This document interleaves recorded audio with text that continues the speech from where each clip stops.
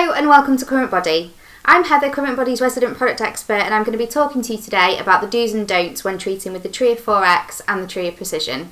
Preparation is key, so I'm going to make sure that you know everything that you need to get going. When you first receive your Tria 4X or Tria Precision, just pop it on charge overnight to make sure that you've got enough life in it to carry out your first treatment properly. The Tria 4X and the Tria Precision both have built-in skin tone sensors.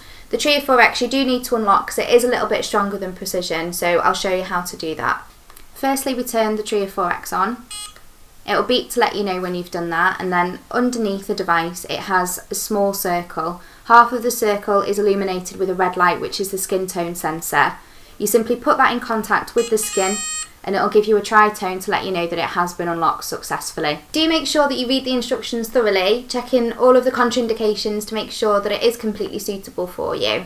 Do make sure that you use a high quality razor when treating larger areas, preferably with multiple blades. If you're using a disposable one and you can, try and use a new one each time just because it gives a bit of a fresher cut. Personally, I use a Hollywood Browser because it's kind of perfect for the peach fuzz that you get on your cheeks. Do make sure that you have clean and dry skin before carrying out your Tria treatment. You can use the Smooth Start Calming Gel before and after your treatment, and it's perfect if you've got sensitive skin. Do make sure that you carry out your treatment within 4 hours of shaving. This is just to make sure that your hair is at the correct stage of growth for the treatment. Do go over the area a few times during your treatment. This is just to make sure that you give it an even coverage. The Tria 4X does have a treatment counter as well, so you can keep an eye on how many pulses it does take to cover each area. Do be patient with your results. It can take 2 weeks for hair that's been treated to grow out, so this is the very earliest that you would start to see results.